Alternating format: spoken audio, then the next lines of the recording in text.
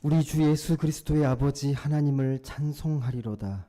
그의 많으신 긍휼대로 예수 그리스도를 죽은 자 가운데서 부활하게 하심으로 우리를 거듭나게 하사 산 소망이 있게 하시며 썩지 않고 더럽지 않고 쇠하지 아니하는 유업을 잊게 하시나니 곧 너희를 위하여 하늘에 간직하신 것이라. 만복의 근원이 되시는 하나님 아버지, 세상 푸르름 속에 생명이 더해가는 계절, 이렇게 아름다운 날에 우리에게 거룩한 주일을 허락하시고 예배의 자리로 불러주시니 감사와 찬양과 영광을 올려드립니다. 오늘 우리가 오직 주님만을 바라보며 찬양의 제사를 드립니다. 오늘 예배가 성령의 인도하심 속에 감격과 기쁨과 사랑으로 충만하게 하시고 말씀을 통해 하나님만이 우리의 유일한 주인 되심을 고백하며 우리는 주님의 귀히 여기시는 백성이고 주님의 손길로 기르시는 양임을 깊이 깨닫는 복된 시간이 되게 하여 주옵소서. 우리를 구원하여 주신 예수님의 이름으로 간절히 기원하옵나이다. 아멘. 찬송가 10장 다 같이 찬송하시겠습니다.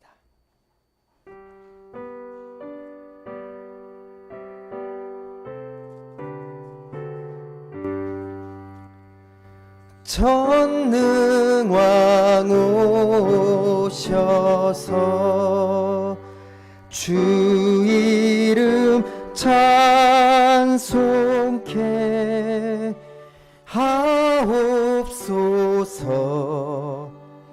영광과 권능의 성부여 오셔서 우리를 다스려 주옵소서.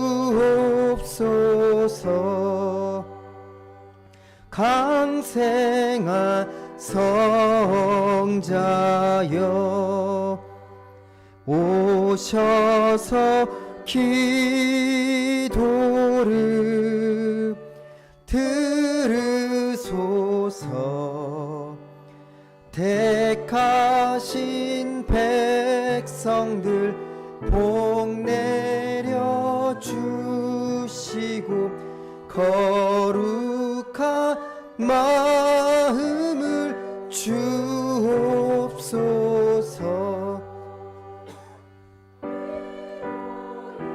주 성령 오셔서 큰 증거 주옵소서. 전능한 주시여 각 사람 마음에서 떠나지 마시고 계십소서.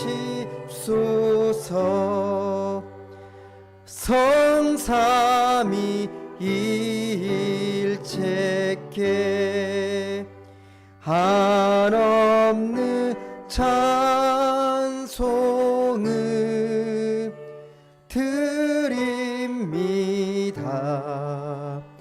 존귀한 주님을 영광 주 배옵고 영원히 모시게 하옵소서.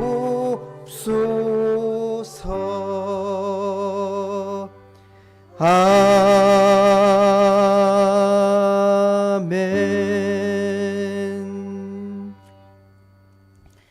아멘. 사도신경으로 우리의 신앙을 고백하도록 하겠습니다. 나는 전능하신 아버지 하나님 천지의 창조주를 믿습니다. 나는 그의 유일하신 아들 우리 주 예수 그리스도를 믿습니다. 그는 성령으로 잉태되어 동정녀 마리아에게서 나시고 본디오 빌라도에게 고난을 받아 십자가에 못 박혀 죽으시고 장사된 지 사흘 만에 죽은 자 가운데서 다시 살아나셨으며 하늘에 오르시어 전능하신 아버지 하나님 우편에 앉아 계시다가 거기로부터 살아있는 자와 죽은 자를 심판하러 오십니다. 나는 성령을 믿으며 거룩한 공교회와 성도의 교제와 죄를 용서받는 것과 몸의 부활과 영생을 믿습니다. 아멘. 이 시간은 지난 한 주간의 삶을 돌아보면서 주님 앞에 참회하는 시간을 갖겠습니다.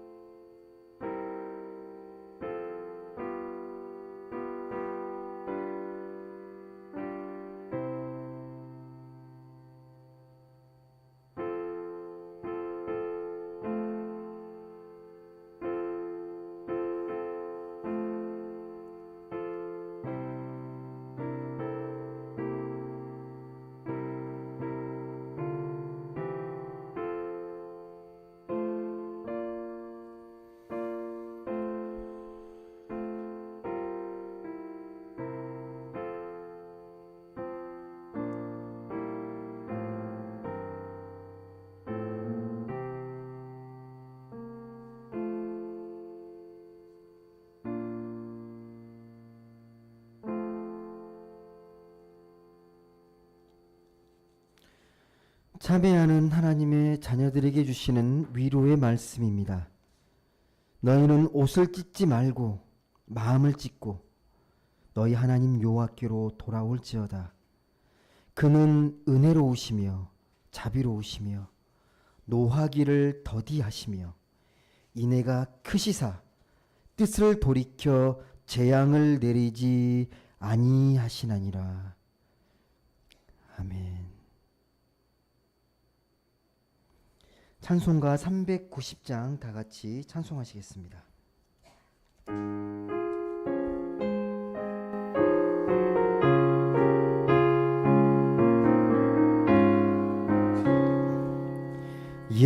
예수가 거느리시니 즐겁고 평안하구나.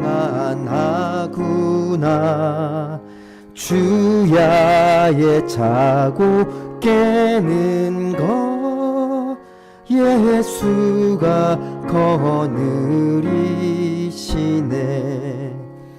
주 날 항상 돌보시고 날 친히 거느리시네. 주 날 항상 돌보시고 날 친히 거느리시네. 때때로 괴로움 당하면 때때로 기쁨 누리네.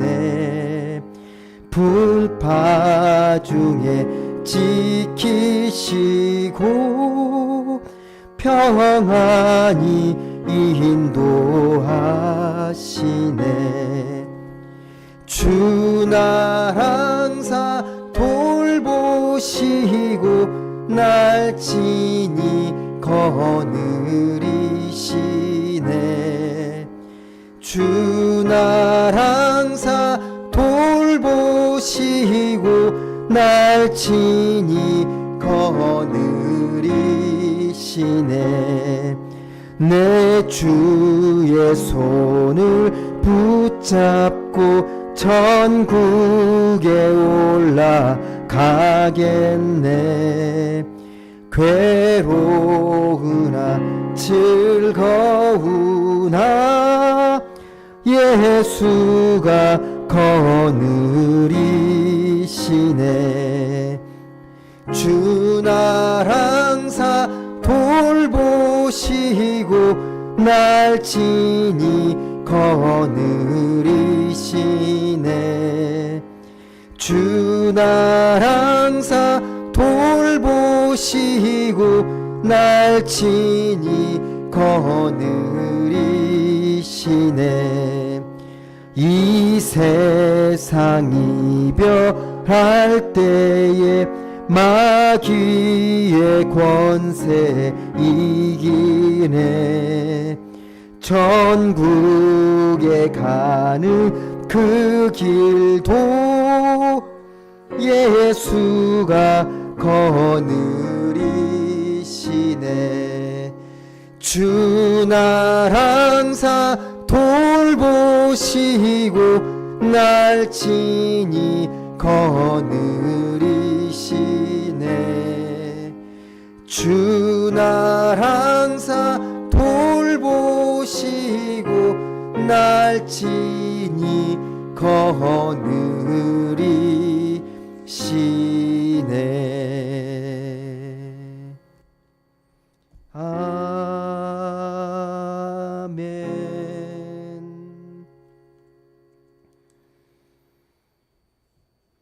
다 같이 기도드리겠습니다.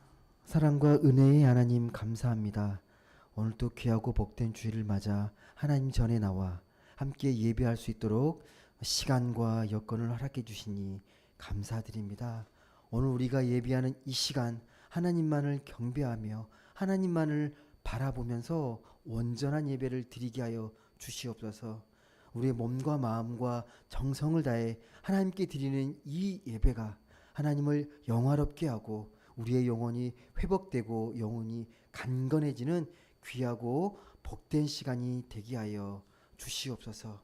우리 각자의 마음을 하나님께서 지켜주시고 하나님께만 집중하는 예배되게 하여 주시옵소서. 말씀을 들을 때에 듣는 귀와 마음의 문을 열어주셔서 하나님의 말씀이 무엇인지 하나님의 뜻이 무엇인지를 깊이 깨닫고 그 말씀을 통하여서 새롭게 결단하고 하나님의 은혜 속에 살기로 그렇게 성령의 도우심 속에 인도하심 속에 살아가는 복된 영혼들이 다 되게 하여 주시옵소서. 오늘은 특별히 함께 예배 마치고 함께 야유회로 귀한 시간을 갖게 됩니다. 시간 가운데도 함께하여 주시고 은혜 내려 주시옵소서. 예배의 시종을 주님께 의탁드리오며 살아서 역사하시는 예수 그리스도의 이름으로 감사드리며 기도하옵나이다. 아멘.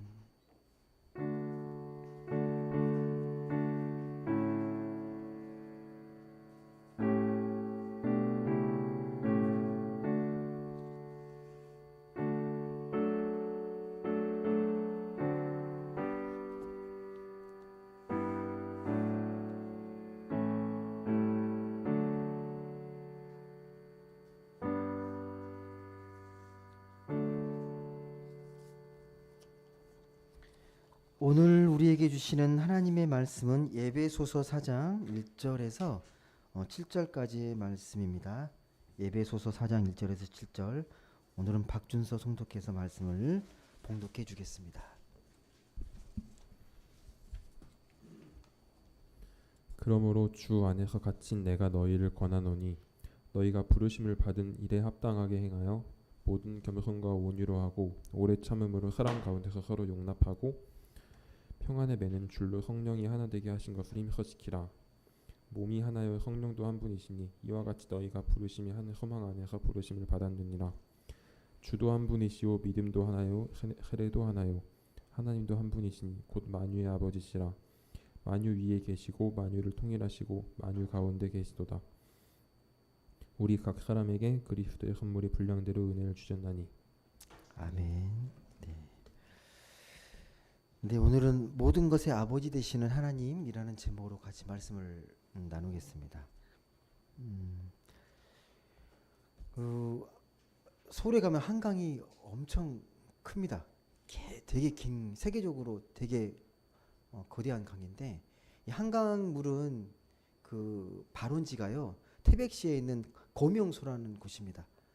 그곳에 가게 되면 지금도 그 물이 샘처럼 하루에 3,000톤에서 5,000톤 정도의 물이 계속 쏟아져 나옵니다. 그래서 그 물이 흘러서 1,300리를 흘러가지고 한강을 이루게 됩니다.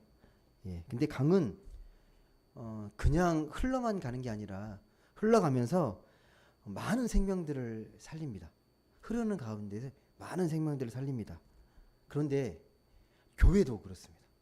하나님이 세우신 교회도 오랜 이 긴 세월 동안 수천 년 동안 교회가 이 시간이 흐르면서 많은 생명들을 살려냈습니다. 수천 년 동안 긴 역사를 흐르면서 때로는 삶에 지쳐하는 사람들을 위로하고 또 절망에 주저앉은 사람들을 또 희망을 주고 또 역사의 등불이 되기도 하고 또 시대를 깨우는 예언자의 역할도 교회가 감당을 해왔습니다. 이런 교회의 사명이 지금도 변하지 않았습니다. 지금도 우리는 이 무심해 보이고 냉정해 보이는 세상 속에서 우울해하고 지쳐있는 사람들을 위로해야 합니다. 교회가 그 역할을 해야 합니다.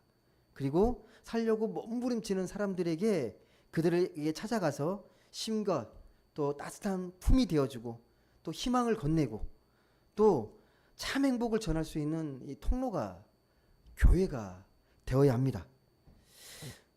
저는 매주마다 느끼지만 이 교회 공동체로 모인다는 게 얼마나 큰 기적인지를 매 순간순간마다 느끼게 됩니다. 여러분, 성경은 교회를 뭐라고 표현합니까? 교회를 그리스도의 몸이라고 표현합니다. 교회는 그리스도의 몸이다라고 표현합니다. 이보다 더 좋은 표현이 혹시 있을까요? 예, 교회를 이야기할 때 교회는 그리스도의 몸입니다 라는 표현보다 더 좋은 표현이 있습니까 혹시? 예, 더 나은 표현은 없을 것 같습니다. 예, 이 의미를 깊이 묵상하게 되면요, 교회가 이 땅에 왜 존재해야 하는지가 분명해집니다. 예, 우리는 세상에서 주의 몸처럼 사는 겁니다. 예, 왜? 교회는 그리스도의 몸이니까 우리가 세상을 주의 몸처럼 살아가는 겁니다. 그렇다면 세상도 주의 몸처럼 아껴야 합니다. 예. 주의 몸처럼 아끼면서 주님이 말씀하신 대로 주님의 손과 발이 되어야 합니다. 그래서 이 교회는요, 형용사로 표현하는 게 아니라 동사로 표현합니다. 왜? 움직여야 하기 때문에. 주의 손과 발이 되어서 움직여야 하기 때문에 교회는 삶으로 증명하는 곳입니다. 우리의 믿음은 삶으로 증명이 되는 겁니다. 여러분, 우리의 믿음이 어떻게 해서 좀 더 이렇게 좋아지고 성숙해져 간다고 생각하십니까? 우리의 작은 믿음이, 연약한 믿음이 어쩌면 좀 더 이렇게 단단해지고 깊어지고 성숙해져 가는 것 같습니까? 어떤 것을 통해서? 우리의 이 마음과 삶을 자꾸 하나님께 내어드리고 하나님과 어떻게든 가까이 가려고 하나님 마음에 내 마음을 연결시키려고 할 때, 그리고 그 안에서 내 욕심을 내려놓고 최선을 다해서 하나님의 뜻을 살아가려고 애를 쓸 때, 그때 믿음이 좋아지잖아요. 매 순간순간마다 하나님의 마음이 무엇인지를 깊이 헤아리고 묵상하면서 내가 어떻게 사는 게 하나님께서 기뻐하시는 일인지를 생각해보고 살려고 애를 쓰는 겁니다. 여러분, 교회는 세상에서 볼 때 교회는 그렇게 보일 겁니다. 이 교회는 큰 교회네, 이 교회는 작은 교회네. 근데 하나님 보실 때는요, 살아있는 교회인가 죽어있는 교회인가 그렇게만 분별이 됩니다. 그러니까 말씀대로 주님의 손과 발이 되려고 애쓰는 교회는 살아있는 교회고, 그런 거 상관없이 단지 교회를 위해서 교회가 되고 또 교회 외형이 신경 쓰고 교회 자체만을 위해서 살아가는 교회라면 그건 진정 영적으로 살아있는 교회가 아닐 겁니다. 하나님 보시기에. 오늘 말씀은 특별히 이 교회가 무엇인지, 교회의 본질이 무엇인지를 우리에게 깊이 깨닫게 하는 소중한 말씀입니다. 혹시 여러분, 이 에베소서는 바울이 쓴 서신이라고 우리에게 알려져 있는데 어디에서 쓴 서신인지 아십니까? 이 에베소서는 바울이 어디에 있었을 때? 감옥에 갇혀 있었을 때, 감옥에 있었을 때 쓴 편지가 에베소서입니다. 이게 바울이 갇혀가지고 에베소 교인들을 향해서 쓴 편지, 서신이 이 에베소서입니다. 그래서 4장 1절에 보시게 되면 이렇게 기록되어 있습니다. 그러므로 주 안에서 갇힌 내가 너희를 권한다. 너희가 부르심을 받은 일에 합당하게 행하기를 원하면서 이 서신을 쓴다고 말합니다. 나는 주 안에서 갇힌 몸이다라는 겁니다. 참고로 여러분, 에베소는 지금의 어디냐면 지중해 동부 지역에 있던 곳입니다. 항구를 끼고 있고 이 동서를 연결하는 당시에 이 도로가 두 개가 있었던 이 교차되는 매우 중요한 도시였어요. 에베소가. 당시 성경에 보게 되면 이곳에 그 유명한 아데미 여신이 있습니다. 아데미 여신이 있을 정도로 되게 유명한 도시인데, 사도 바울이 2차 전도 여행 때 잠깐 머물렀던 곳이 이 에베소입니다. 그리고 다시 3차 전도 여행 때 이 에베소에 들게 되는데 2년 동안 이곳에 머무릅니다. 꽤 오랜 시간 동안 이 에베소에서 머물면서 말씀을 전하고 말씀을 기록했습니다. 그러니까 에베소에 대한 애정과 이 마음이 남다릅니다. 에베소 교인들을 향한 마음들이 특별한 마음들이 있습니다. 바울은 에베소서를 통해서 뭘 전했냐면 하나님의 구원의 경륜이 얼마나 놀라운지, 그리고 예수님은 어떤 분이시냐, 이 세상에 모든 막힌 담을 허물고 화평케 하시고 화해하게 하시는 그런 분이 예수 그리스도라고 그렇게 복음을 전했습니다. 막힌 담을 허신다는 말이 에베소에 나와요. 막힌 담을 허신다. 여러분, 담이 뭔지 아십니까? 담을 왜 쌓아요? 담을 쌓는 이유가 뭡니까? 하나님 보실 때는 세상이 담이 쌓여져 있는 곳인데 담을 왜 쌓는 거죠? 담을 쌓는 이유가 뭡니까? 나와 너를 가르기 위한 거잖아요. 우리와 그들을 가리기 위해서 벽을 쌓고 담을 세우잖아요. 나와 너는 다르다. 세상은 유대인과 이방인, 가난한 자, 부한 자, 남자와 여자, 종과 자유인, 경건한 사람, 속된 사람. 이렇게 사람을 나누고 가르면서 그렇게 구별하잖아요. 너와 나는 다른 존재라고. 그런데 이렇게 사람을 나누고 가르는 것은 누군가에게는 깊은 상처와 아픔을 줍니다. 그렇게 가르게 되면 누군가는 이렇게 힘센 그룹에 속하게 되잖아요. 두꺼운 걸 누리게 되고 거기서 소외되고 배제되면 쓰라린 아픔과 무시와 차별을 당하게 됩니다. 다 있습니다.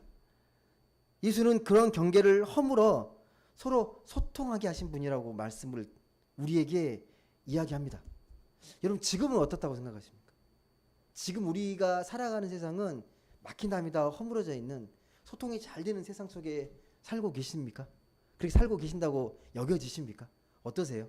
이 세상을 보면서 그래도 예전에 비해서 옛날에 비해서 담들이 많이 허물어졌고 소통이 잘 되는 세상에 살고 있다. 혹시 그렇게 여겨지십니까? 여러분은? 어떻게 여겨지시나요? 불통이 더 심화되는 느낌 안 드십니까? 불통. 예. 불통이라는 그 고통이 여전하고 더 심화된 느낌을 갖게 됩니다. 오늘 여러분이 살아가는 주변과 현실들을 한번 잘 보십시오. 지역에 따라, 나이에 따라, 정치적인 이념에 따라서, 또 연령에 따라서, 또 직업, 성별에 따라서 많이 나눠지지 않습니까? 소통이 안 되잖아요. 서로를 이해하거나 공감하려는 노력들이 별로 보이지 않습니다. 자신의 생각이나 신념을 진리처럼 받아들입니다. 진리로. 그러니까 이걸 받아들이지 않으면 적이 돼버리는. 내 말이 옳기 때문에 이거에 대해서 반대하게 되면 상대를 혐오하고 배척합니다. 지금의 세상들이 많이 그렇게 보여집니다. 그래서 어느 때보다 이 복음의 지혜가 필요한 시절이라고 저는 깊이 생각해 봅니다. 복음의 지혜로 진짜 삶이 뭐냐, 삶의 본질이 무엇인지를 깨달아야 될 시대가 오늘날입니다. 그래서 예수님의 그 화해의 복음이 절실히 필요한 시대. 서로의 막힌 담을 허물 수 있는 유일한 비결은 예수 그리스도가 정했던 화해의 복음, 생명의 복음밖에 없다는 생각들이 더 절실하게 듭니다. 본문 1절에 보시게 되면 아까도 읽었지만 이렇게 기록되어 있습니다. 주 안에서 갇힌 내가 너희를 구원하노니 너희가 부르심을 받은 일에 합당하게 행하라. 부르심을 받은 일에 합당하게 행하라. 이게 무슨 말이겠습니까? 내가 너희를 권한다. 주님 너희를 부르셨다. 부르심을 받은 거에 합당하게 행하라. 그게 뭡니까? 무슨 말입니까? 하나님 너희를 부르셨는데 부르신 까닭이 뭐라는 거예요? 부르심의 목적이 분명히 있다라는 거잖아요. 부르심의 목적. 아까 제가 잠깐 말씀드렸지만 하나님은 우리를 뭐라고, 우리가 어떻게 되기를 원하십니까? 교회는 어떤 곳이 되기를 원합니까? 그리스도의 몸이 되기를 원하십니다. 그리스도의 몸. 그래서 교회됨은요, 주님이 하셨던, 주님께서 세상에 계셨을 때 하셨던 일들을 잘 들여다보고 그 행위를 본받는 겁니다. 주님이 하셨던 것처럼 세상에 계실 때 하셨던 일들을 우리가 계속해서 그 정신을 잘 깨닫고 그 정신대로 우리가 살아가는 겁니다. 그럼 구체적으로 뭐죠, 그게? 병든 자를 고치고 귀신을 쫓아내고 소외된 자를 위로하고 희망을 주고 주님이 하셨던 역할들을 오늘 우리가 이 시대에 맞게 행하는 겁니다. 삶의 의미를 잃을 사람들에게 삶의 의미를 되찾고 도와주는 일이 우리가 해야 될 일입니다. 여러분, 우리가 특히 이 시대는요, 우리가 살아가면서 어려움이 닥치게 되면 전문가의 도움을 요청하게 됩니다. 되게 세분화되어 있어요.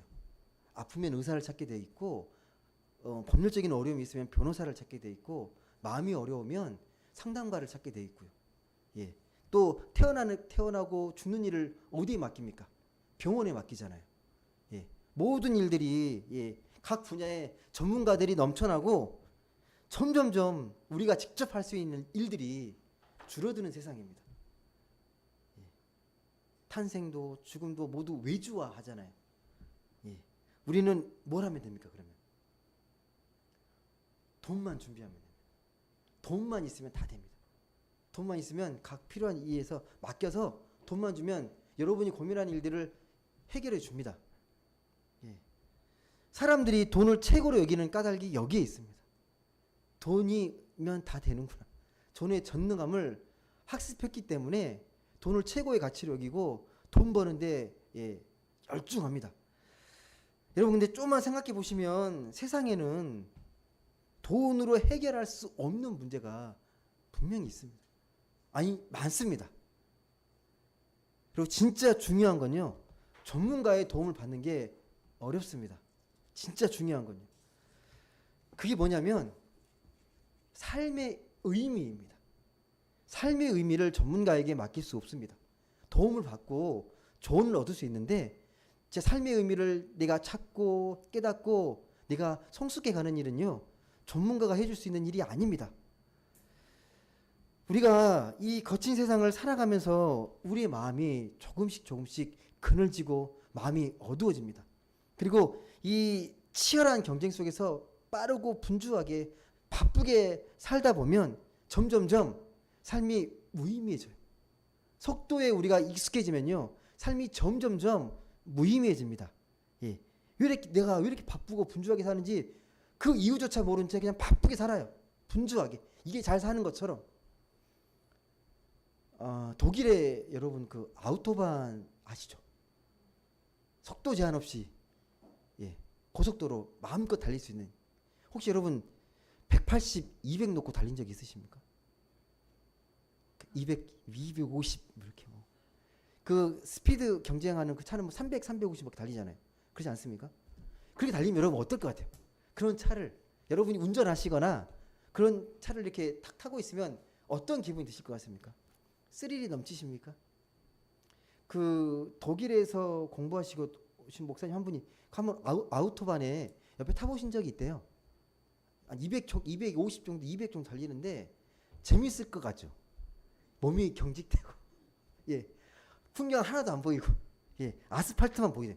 아스팔트만 세게 달리면 풍경이 뭐가 없고 그냥 속도만 느껴지고 되게 막 마음이 이렇게 막 저절로 경직되고. 우리가 속도에 익숙해지고 바쁘고 분주하면요 정작 중요한 걸 놓친다고요. 빠르게 갈 수는 있는데 다 놓치고 산다고요. 오늘 우리가 병든 사람들을 고쳐주고 귀신을 쫓아낸다. 이게 오늘날에는 어떤 의미겠습니까? 오늘날 우리가 병든 자를 고쳐주고 귀신을 쫓아내고 이런 일들이 어떤 것 같습니까, 여러분? 우리가 이 세상 가운데 어떻게 하라는 말로 들리십니까? 어쩌면 여러분 나의 그 자기 중심적 세계에 매몰돼 가지고 주변을 보지 못하는 더 넓은 세계가 있다는 것을 깨닫지 못하고 살아가는 사람들에게 아니야. 네가 그게 사는 게 전부가 아니야. 더 넓은 세계가 있어. 거기서 벗어나면 더 행복하고 더 풍요로운 생명의 세계가 있어라고 자꾸 일러주고 알려주는 겁니다. 자기 세계에 빠져서 헤매는 사람들에게 그 자기라는 세계의 병이 치유되지 않으면 진짜 만족이 없다는 걸 우리가 복음의 능력으로 말씀으로 우리가 알려주는 겁니다. 주님은 우리를요 각자의 세계에 매몰되지 않도록 우리를 부르셔서 서로의 부족함들을 격려하고 위로하고 또 이웃의 목마름에 응답하라고 우리를 불러주셨습니다. 여러분이 그래도 살아가면서 대단한 건 아니어도요 여러분을 통해서 누군가가 위로받고 그리고 여러분에게 격려받고 그리고 여러분을 통해서 누군가가 삶을 든든하게 여긴다면 여러분은 잘 사는 겁니다. 감히 주님 안에서 살아가는 존재입니다. 문제는 뭐냐면 우리가 맺는 관계에 있습니다. 우리가 삶을 어떤 관계로 맺어가고 있는가. 많은 사람들이 수많은 관계의 네트워크를 맺고 살아가거든요. 여러분 카톡방에 여러분은 그 단체 카톡방 몇 개나 갖고 계세요? 많게는 몇십 개 막 되게 많을 거예요. 이것저것 따지게 되면 바쁠수록 되게 많을 겁니다. 카톡방이 많은 게 든든하십니까, 여러분? 이렇게 많은 것들이. 이게 많이 여러분에게 마음이 난 이렇게 많이 열심히 이런 단체방들이 많아. 그렇게 여기십니까? 우리는 수평적인 관계보다도 되게 수직적인 관계에 되게 익숙해 있거든요. 그러니까 사람을 딱 만나면 그렇잖아요. 이 사람과 나의 관계가 어떻게 정립돼야 되는지. 일단 나이를 따지고, 뭐 지역이 어디고, 학벌을 따지고, 직업이 뭐였는지, 스펙이 뭐였는지 이걸 보면서 이 서열화시키는 게 되게 익숙해 있고 편해하잖아요. 그래서 아, 형님이시군요. 제 형님으로 모시겠습니다. 저체 수평적으로 생각하지 않잖아요. 근데 이런 서열 의식이 강할수록 여러분 권위적이 됩니다. 이게 되게 익숙해지면 익숙해질수록 권위적인 사람이 됩니다. 예. 그래서 이런 거에 익숙해진 사람은요, 자신보다 높다고 생각되면 그런 사람들에게 되게 사근사근하고 자기보다 낫다고 판단되면 함부로 대하고 그런 사람 의견들을 되게 무시합니다. 예. 내가 더 낫다고 생각하기 때문에. 여러분, 오늘날 많은 고통은 다시 말씀드리지만 진짜 관계를 맺지 못하기 때문이에요. 참다운 관계, 아름다운 관계, 생명력 있는 관계를 잘 맺지 못하기 때문에 고통이 있습니다. 마음의 아픔이 있습니다. 다들 이런저런 모양으로 관계를 맺고 살잖아요. 보이지 않게 필요에 의해서 관계를 맺고 삽니다. 근데 그 관계들이 대부분 메마른 관계예요. 예. 되게 이렇게 만족스러운 관계가 아니에요. 필요에 의해서 맺어진 관계들이 워낙 많다 보니까 그 관계로 인해서 텅 빈 공허한 마음들, 근원적인 외로움이 채워지지 않아요. 그래서 자꾸 서성거립니다. 뭔가 다른 걸로 또 채울 수 있을까? 이걸로 채울 수 있을까? 아무리 내가 많은 관계를 맺고 카톡방에 많은 것들이 있어도 공허해요. 특별하게 나에게 의미를 주는 관계들이 그렇게 많지가 않습니다. 여러분, 헨리 나우엔이라는 기독교의 위대한 영성가가 있습니다. 예. 좀 책을 읽으신 분들은 많이 아시는 분인데 이분이 우리 시대의 문제를 이렇게 이야기합니다. 함께 울어주고 함께 웃어주고 또 함께 걸어주고 함께 식사하고 함께 가만히 앉아 있을 사람이 없는 것, 그게 우리 시대의 문제다라고 말합니다. 여러분, 하나님이 왜 예수 그리스도께서 그 하늘 보좌를 버리시고 사람이 되셨습니까? 사람이 되셔서 왜 우리 곁에 오셨습니까? 하나님의 사랑이라는 게, 하나님의 사랑의 최고의 경험이라는 것이 어디에 있냐는 거예요. 가장 인간적인 곳에 있다는 거예요. 가장 인간적인 것에 하나님의 놀라운 사랑, 최고의 사랑이 있다는 겁니다. 무슨 말이냐면 우리가 서로가 서로에게 보이는 따스한 관심과 그 애정이야말로 하나님의 최고의 사랑이라는 거예요. 하나님이 우리에게 보여줄 수 있고 경험할 수 있는 최고의 사랑의 방법이 서로가 서로에게 따뜻한 이웃이 되고 따뜻한 벗이 되고 격려자가 되고 위로자가 되는 것, 그게 하나님의 최고의 사랑이라는 겁니다. 그래서 2절에서 3절 사이에 그 말씀을 보시게 되면요, 에베소 교인들에게 이렇게 권고합니다. 한번 같이 읽어보겠습니다. 2절과 3절 말씀입니다. 같이 읽겠습니다. 시작. 모든 겸손과 온유로 하고 오래 참음으로 사랑 가운데서 서로 용납하고 평안에 매는 줄로 성령이 하나 되게 하신 것을 힘써 지키라. 아멘. 지금 중요한 말이 나옵니다. 겸손과 온유로 하랍니다. 너희가 하나님 믿는 사람이면 겸손함과 온유함으로 너희가 관계를 맺어가라고 우리에게 이야기합니다. 여러분, 겸손이 뭔가요? 진짜 겸손이 뭡니까? 진짜 겸손이 자기의 유한함을 아는 것, 자기의 연약함을 아는 것, 나도 실수할 수 있고 틀릴 수 있다는 것을 인정하는 마음, 이게 겸손 아닌가요? 이런 마음이면 나보다 남을 낮게 여길 수 있습니다. 그게 덕이 되는 공동체의 모습이잖아요. 온유함은 여러분, 이웃을 우리가 주님의 마음으로 부드럽게 대하는 유연함과 따뜻함입니다. 근데 그 온유함의 중요한 속성 중에 하나가 오래 참는 거예요. 참는 거. 우리 참는 걸 잘 못하잖아요. 그래서 오래 참음으로 우리가 겸손하게 누군가를 온유하게 대할 수 있게 되면 상대방이 바뀌지 않는다고 조급하게 대하지 않습니다. 오래 참고 품으면서 하나님의 때를 기다립니다. 하나님께서 바꾸시고 내가 할 수 있는 최선을 다하지만 그 때가 내가 당기거나 내가 원하는 때에 이루어지지 않아도 하나님이 하신다. 하나님께서 이루신다고 믿는 겁니다. 여러분 그 그리스의 유명한 소설가 중에 니코스 카잔자키스라는 작가가 있습니다. 되게 유명합니다. 예. 그리스인 조리바라는 책을 쓴 분인데 이분이 관련된 유명한 일화가 하나가 있어요. 산길을 걷다가 그 고치를 뚫고 나비가 되잖아요. 예, 그걸 본 거예요. 산길을 걷다가 유심히 보는데 너무 더디고 되게 답답해 보이는 거예요. 빨리 뚫고 나왔으면 좋겠는데 그렇게 막 아둥바둥 계속 시간을 흘러가는데 계속 이러고 있는 것 같고 지켜보니까 너무 안쓰럽고 조급한 마음이 드는 거예요. 이러다가 이게 죽는 거 아니야? 그래서 그 나비를 돕고 싶은 마음에 그 입김을 불어넣으세요. 빨리 그걸 깨치고 나오라고. 그런데 예상과 달리 끔찍한 일이 벌어집니다. 혹시 아십니까? 예, 때가 안 됐는데 그렇게 도와줘서 나오게 되면 어떤 일이 벌어진지 아십니까, 여러분? 나비의 날개가 일그러져 있는 거예요. 때가 돼야 나비가 딱 날개가 펴지는데 일찍 나오게 되면 일그러져서 날지 못해요. 그걸로 끝인 거예요. 그때 이 니코스 카잔자키스가 깨달아요. 자기가 얼마나 부끄러운지를 알게 돼요. 창조의 리듬과 질서를 훼손하는 게 정말 교만한 거구나. 다 흐름이 있는데 나의 얄팍한 나의 감정적으로 돕고자 하는 마음 때문에 내가 지혜롭지 못하게 행동했구나 라고 깨닫는 거죠. 우리도 그럴 수 있잖아요, 여러분.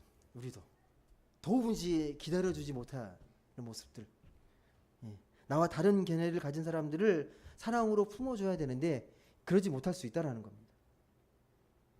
여러분, 교회 공동체는요 그리스도의 몸이잖아요. 몸된 지체를 같은 마음으로 품고 이런 삶으로 익어가는 거예요. 좀 더디더라도 좀 안 맞더라도 품고 이해하고 함께 성숙해 가는 겁니다. 혼자 가는 게 아니라, 혼자 열심히 달리는 게 아니라 함께 더불어서. 그게 공동체잖아요. 한 몸이니까. 여러분, 하나님의 시간이 있고 하나님의 방법이 있습니다. 절대 우리는 하나님보다 앞서 달려가서는 안 됩니다. 여러분, 출애굽했던 이스라엘이 광야를 행진할 때 중요한 법칙이 있습니다. 구름 기둥과 불 기둥이 움직일 때 움직이고 멈추면 아무리 좋아도 멈추는 겁니다. 내가 볼 때 움직여도 될 것 같은데 움직이지 않으면 멈춰서 있고, 또 이제 떠나야 될 때 떠나야 되는데 이게 움직이지 않으면 구름 기둥과 불 기둥이 가만히 있으면 멈췄습니다. 우리가 그러잖아요. 현실을 보면 너무 암담하고 뭔가를 내가 해야 될 것 같은데, 그래서 뭐 마음이 막 답답할 때 우리가 뭐라도 해보려고 하잖아요. 때를 기다리지 못하고. 그러다 일을 그르칠 때도 정말 많습니다. 악인들을 보면 형통하고 너무 평안한 것 같고 잘 되는 것 같고 눈을 치켜뜨고 다니고, 악인들은 악의 참말을 쏟아내고 막 거칠게 큰 소리 치는 사람이 이기는 세상 같고, 정말 세상을 보게 되면 한숨이 나올 때가 정말 많습니다. 하지만 그럼에도 불구하고 우리는 하나님이 살아계심을 믿고 사는 존재입니다. 여전히 하나님의 방법으로, 하나님께서 하나님의 섭리로 우리를 이끌고 계시구나, 그걸 믿는 사람들입니다.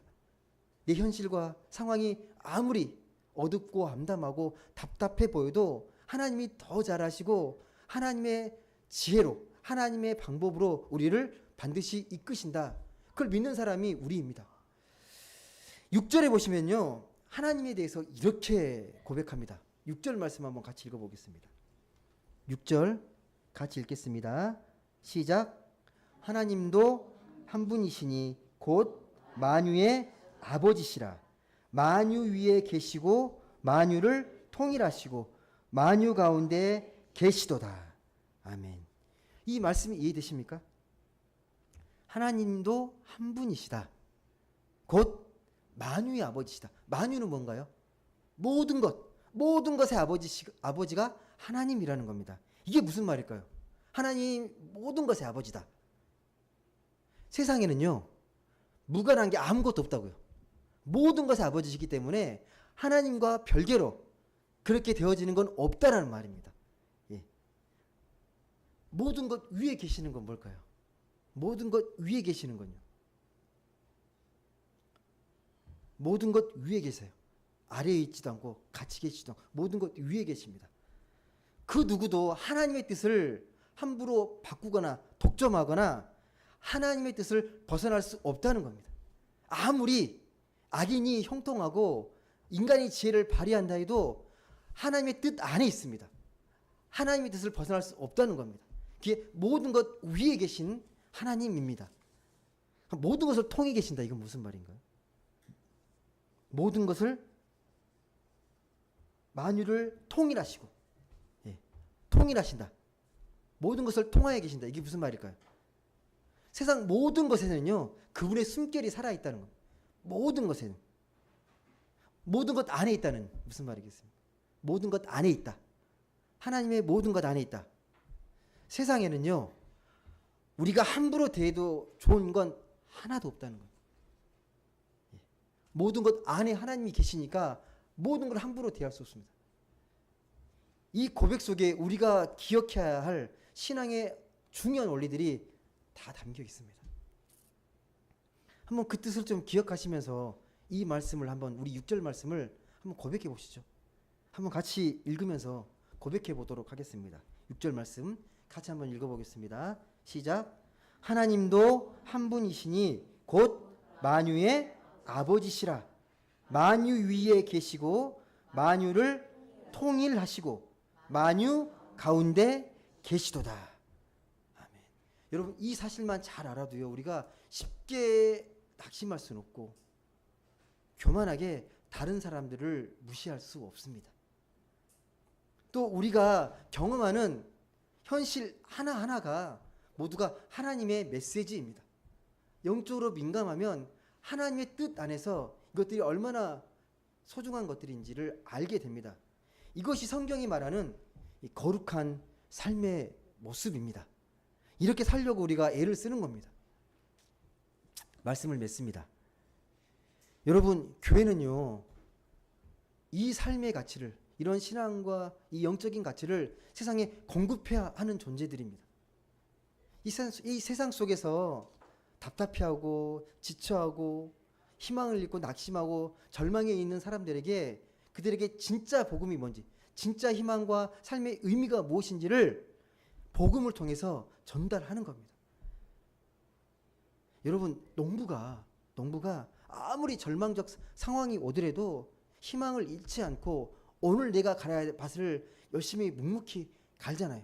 오래 참고 인내하면서 그 인고의 이 마음가짐 속에 하나님 나라의 비밀이 담겨 있다는 겁니다. 여러분이 손을 놓지만 않으면, 여러분이 포기하지만 않으면, 끝까지 하나님을 믿고 주님을 따라가기만 하면 거기에 하나님의 놀라운 생명의 열매가 맺힌다는 겁니다. 여러분, 일상에서 이런 하나님의 식구와 법을 내면화하고 살아갈 때, 그리고 공동체 안에서 이런 꿈을 함께 꾸고 배우고 익히고 격려하며 실천할 때 우리는 주님이 말씀하신 이 길 위에 우리가 걸어가고 있다고 감히 고백할 수 있습니다. 바라기는 우리 교회가 그런 교회가 되기를 간절히 소망합니다. 이런 아름다운 공동체로 더욱 성숙하며 발전해가는 아름다운 교회 되기를 주님의 이름으로 간절히 소망합니다. 기도드리겠습니다.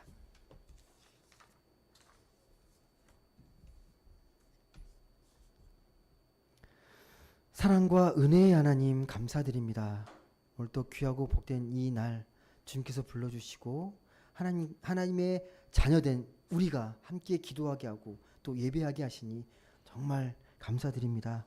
모든 것의 주인 되시고 모든 것의 아버지 되신 그 하나님을 깊이 생각하고 묵상합니다. 하나님, 이 세상을 살아갈 때 어느 것 하나 허투루 보지 않는 그런 귀한 마음을 허락해 주시고 하나님이 주신 그 성령의 귀한 마음으로 세상을 아름답게 보듬어 갈 수 있는 우리 모두가 되게 하여 주옵소서. 말로만 하나님 믿는다 그렇게 이야기하는 것이 아니라 마음과 진실함으로 그 고백들이 삶으로 열매로 맺혀질 수 있도록 최선을 다해서 하나님의 지혜를 구하며 살아가는 우리 모두가 되게 하여 주시옵소서. 감사드리며 사랑이 많으신 예수님의 이름으로 기도드립니다. 아멘. 찬송가 79장 다 같이 찬송하시겠습니다.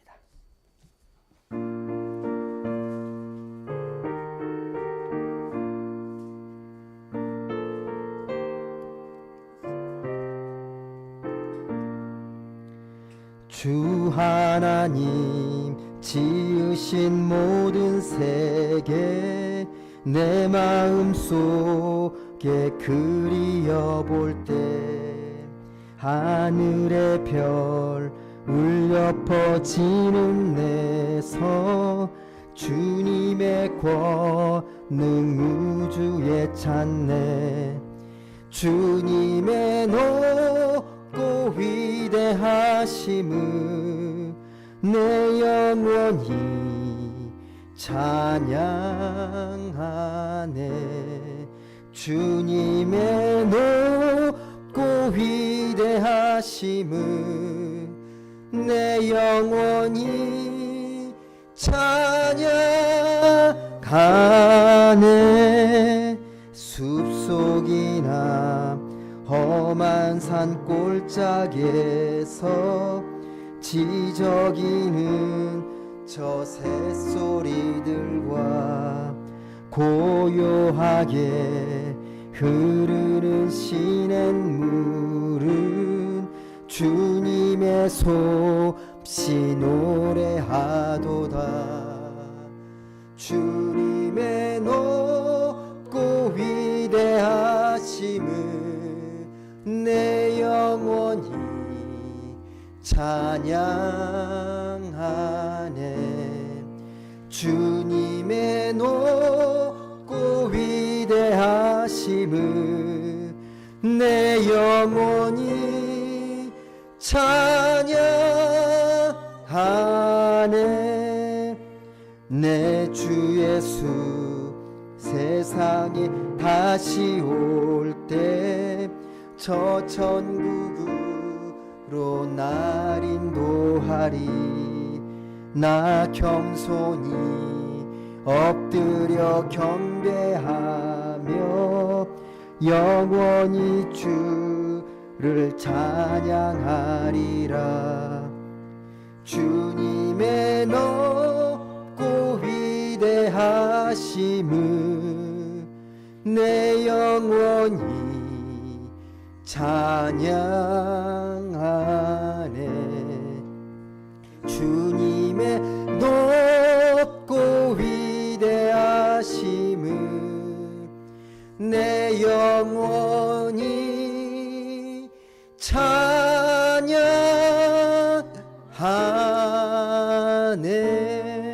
찬양하네.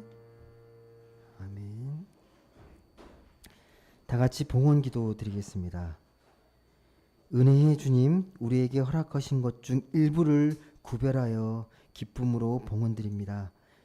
이 정성을 다해 드린 마음 위에 하나님의 위로와 사랑을 더하셔서 물질의 염려를 넘어 영적인 자유함과 승리를 경험하는 복된 인생이 되게 하여 주옵소서. 드려진 예물이 하나님의 나라를 위해 귀하게 쓰이게 하시고 봉헌한 이들의 삶 속에 하늘의 축복과 평강을 채워 주옵소서. 무엇보다 물질보다 귀한 주님의 은혜를 늘 기억하며 날마다 주 안에서 풍성한 생명을 누리는 청지기의 삶을 살아가게 하여 주옵소서. 감사드리며 예수님의 이름으로 봉헌 기도 드립니다. 아멘. 네, 감사합니다. 친교와 교제 시간입니다. 오늘은 광고 드린 대로 예배 마치고 바로 야유회 장소로 이동해서 같이 또 교제 시간을 갖도록 하겠습니다. 계속해서 지금 기쁨의 50일 주간을 우리가 보내고 있는데요. 그 부활의 기쁨을 좀 더 우리가 삶으로 또 생명력 있게 살고 전할 수 있는 모든 분들 되시길 그렇게 소망합니다. 예. 행복한 산책 추천도서 꼭 한번 보시고 읽어보시면서 생명의 양식을 잘 살찌우면 좋겠습니다. 우리 앞뒤 좌우 성도님과 인사 나누시죠. 사랑합니다. 축복합니다. 네, 감사합니다. 이제 모두 자리에서 일어나셔서 파송의 찬양 부르도록 하겠습니다.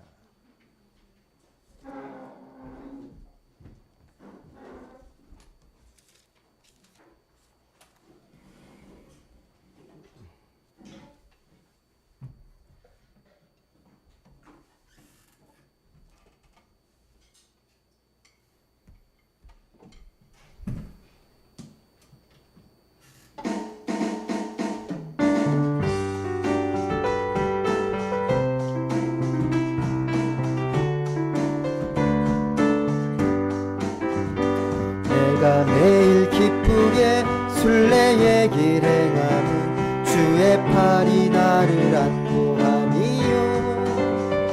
내가 주의 큰 복을 받는 참된 비결은 주의 영이 함께함이라. 성령이 계시네 할렐루야 함께하시네. 걸으며 밤낮 기뻐하는 것 주의 영이 함께하니라. 나와 동행하시고 모든 염려하시니 나는 숲의 새와 같이 기쁘다. 내가 기쁜 마음으로 주의 뜻을 행하는 주의 영이 함께함이라. 성령이 계시네 할렐루야 함께하시네. 좁은 길을 걸으며 밤낮 기뻐하는 것 주의 영이 함께하니. 성령이 계시네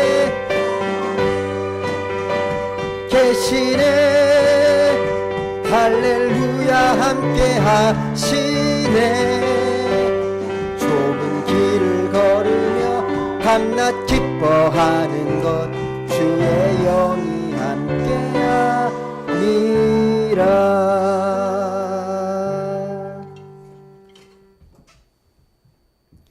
이제는 우리 주 예수 그리스도의 은혜와 하늘아버지의 그 크신 사랑하심과 성령님의 감동, 감화, 교통하심의 역사가 우리의 모든 것 대신 아버지 앞에 우리의 삶을 내어드리며 겸손과 온유로 또 오래 참음으로 사랑을 행하면서 세상에 참 복음의 삶을 실천하고 그렇게 결단하기로 다짐하는 우리 사랑하는 성도들 머리 위에 이제로부터 영원토록 함께 하시기를 간절히 축원하옵나이다.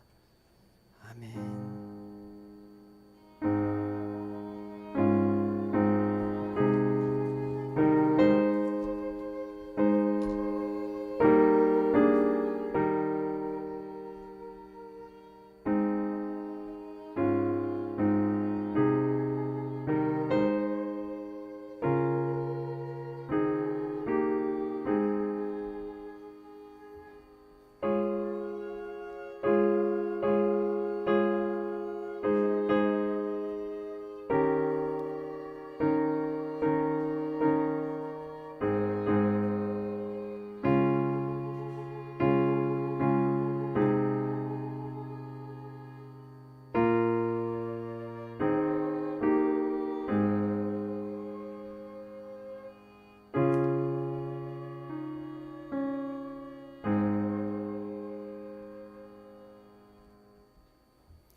감사합니다. 한 주간도 주 안에서 승리하시길 바랍니다.